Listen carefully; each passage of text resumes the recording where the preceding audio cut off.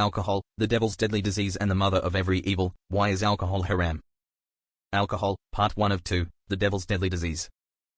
According to a report published in the year 2000, Kommersant, Moscow, May 19, 2000, a staggering 2/3 of Russian men die drunk and more than half of that number die in extreme stages of alcoholic intoxication. At 57.4 years, Russian men have the lowest life expectancy in Europe. Although heart disease, accidents and suicides account for nearly 75% of male deaths, they are seldom sober when they die. Wrote the Daily Kommersant newspaper in commentary of a 3-year study of men aged between 20 and 55 in Moscow and Udmurtia, everyone is drunk.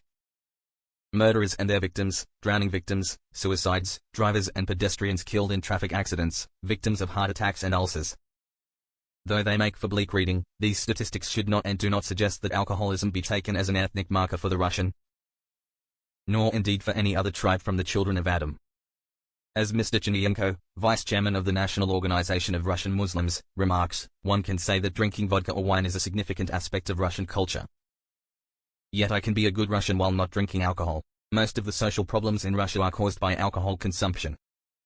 If we can introduce some Islamic social values to Russia, society and the country will become stronger.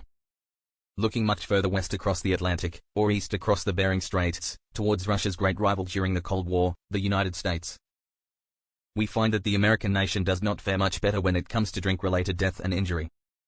According to a 1988 study by the American Medical Association, some 100,000 deaths and $85.8 billion are linked to the abuse of alcohol, with 25 to 40% of hospital beds being occupied by people being treated for alcohol-induced complications.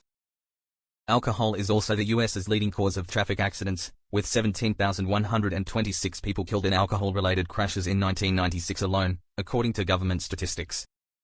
Alcohol is also the principal cause of family breakdown in the U.S. And in another report published in 2006 by the Center for Disease Control and Prevention, test results from suicide victims in 13 states showed that 33.3%, 1 in 3, had alcohol in their blood. But again, statistics aside, there is nothing intrinsic in the American physiology that consigns it to an alcoholic abyss. Take the bottle away from the American, as happened in one particular Islamic setting, and a rather different result is recorded. Our sick call rate went down, our accident and injury rate went down, our incidence of indiscipline went down, and health of the force went up. So there were some very therapeutic outcomes from the fact that no alcohol was available whatsoever in the Kingdom of Saudi Arabia. General Norman Schwarzkopf, commander of Allied forces in the Persian Gulf War, explaining to the U.S. Congress how a scarcity of alcohol made for a better American soldier. June 13, 1991. Even the unborn are not safe from the dangers of alcohol. Fetal alcohol syndrome is a rather nasty disease caused by exposure to alcohol in the womb. The disease strikes 1 to 2 babies in every 1,000 births worldwide and results in chronic physical and neurological damage. According to a 10-year German study, Associated Press, London, April 8, 1993, symptoms include long-lasting brain damage and temporary physical deformities including a smallness of the head and stunted growth. To avoid fetal alcohol syndrome, not only are mothers recommended to completely avoid alcoholic drink during pregnancy, but doctors also recommend that men practice abstinence for several months prior to conception. Will you then not abstain? Quran 591. Suicide, homicide, domestic violence, grievous bodily harm, vandalism, self-abuse and unborn child abuse. All evil consequences of alcohol consumption.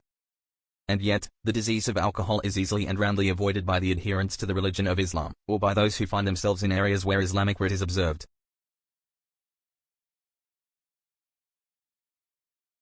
For if alcohol is indeed a disease, no less the devil's deadly disease, then it is one from which the pious Muslim is immune, even though it be the only disease which is sold in bottles, is advertised in newspapers, magazines, radios and television, is contracted by the will of man, has licensed outlets to spread it, produces revenue for the government, brings violent deaths on the highways, has no germs or viral cause, propels one's health to self-destruction, destroys family life and increases crime.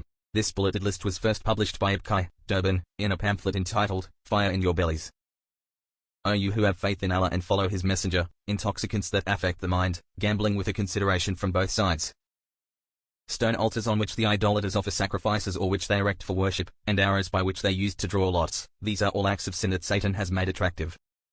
Avoid such acts, so that you successfully achieve the paradise that you desire and are saved from the fire that you fear.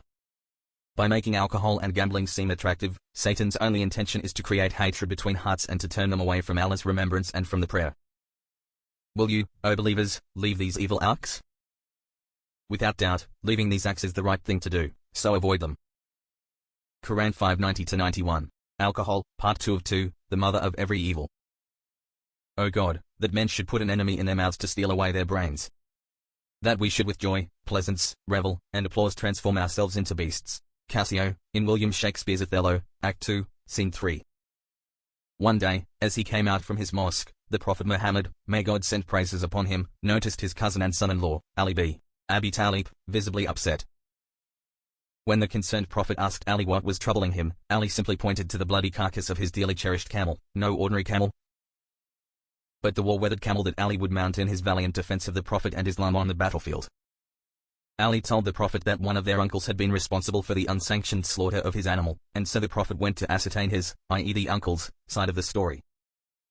Entering in the presence of his uncle, the Prophet found him drunk with wine. Upon seeing the displeasure in his nephew's face, the uncle knew at once, despite his intoxication, that the Prophet had come to question him about Ali's beast of war. With nothing good to say in his defense, the guilt-ridden, drunken uncle blurted out to his nephew, "You and your father are my slaves." The Prophet's only response to the blasphemous outburst was to exclaim, "Truly, alcohol is the mother of every evil." Ibn Rajab, Weak Hadith. And so, from the biography of the Prophet Muhammad we learn a weighty lesson as regards the colossal and evil consequences of alcoholic drink. Any one of the alcohol-inspired acts in this short episode from the blessed Prophet's life would suffice the reader as an admonition. Whether it be the culling of Ali's camel, the drunken state of an uncle of a prophet of God, let alone his last and final messenger to mankind, or the wicked insult he spewed out against him and his own deceased brother, who was no less than the father of the prophet of God. How much worse then when we consider all these crimes together. Not to mention the many evils indirectly resulting from the uncle's consumption of the alcohol, such as the loss to the Muslim community of one its battle-hardened steeds of war, or the pain, anguish and, perhaps, embarrassment that Muhammad must have felt at this tragic family affair. No doubt, it was precisely because the Prophet recognized that it was the alcohol that gave birth to and nurtured all these foul sins that he denounced it as the mother of every evil. Hence, we find Islam completely forbidding the consumption of alcohol, whether in large or small amounts.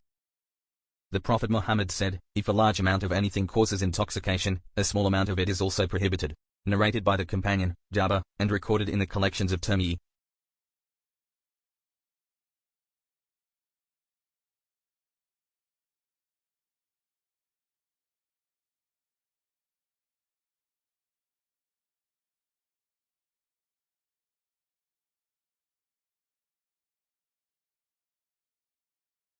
Or clouds our perception as harmful. This includes alcohol as well as other drugs altering the mind. And recognizing that different people react quite differently to the same stimulant, it does not leave a judgment as to how much is acceptable to them. Too many people thought they had control over their drinking habit, yet ended up having one glass too many. Islam categorically states that if a substance can destroy the clarity of the mind in large quantities, it is harmful even in minute quantities. Islam, therefore, advocates a total prohibition of narcotic drugs, including alcohol. It forbids the use, not just the abuse of these substances. Sahih Amblaya, one glass too many. Page 199. Yes, there are some benefits to be derived from alcoholic beverages. For example, alcohol can give one strength and confidence. It helps one to relax and, in small quantities, is even good for the health of one's heart, although, strictly speaking, it is the pigment that occurs naturally within the grape and not necessarily the wine fermented from it that is beneficial for the heart. However, as the glorious Quran states, the harms associated with alcohol far outweigh its benefits. As such, in the final analysis, alcohol is a foe, not a friend of its consumer. They ask you, O Prophet, concerning alcoholic drink and gambling.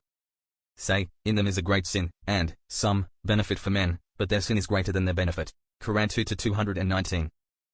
It is only because Islam seeks the benefit and betterment of man that Islamic law criminalizes the consumption, production, transportation and sale of alcoholic drink.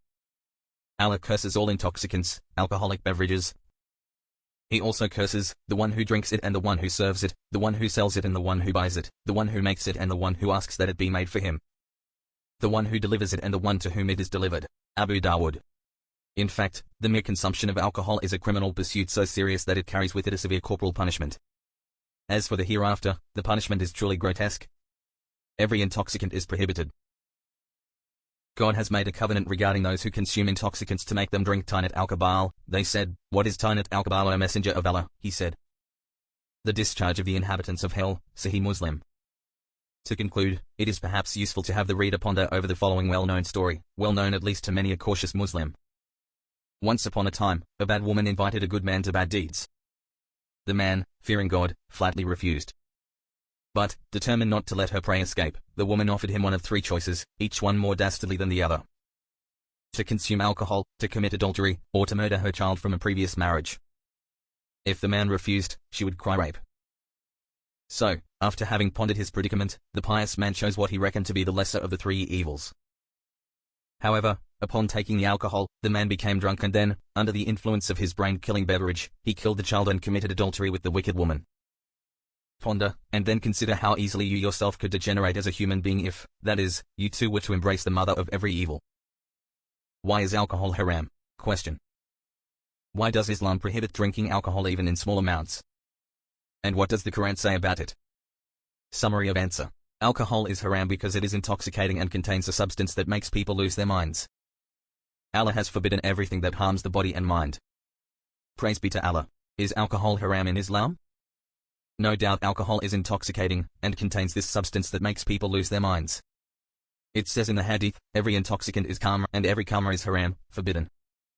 If this is the case, then alcohol is considered to be forbidden and to come under the heading of khamr, wine, etc., which people drink for relaxation or enjoyment. 1. Allah has forbidden alcohol and stated that it is a sin, as he says, interpretation of the meaning. They ask you, O Muhammad, concerning alcoholic drink and gambling.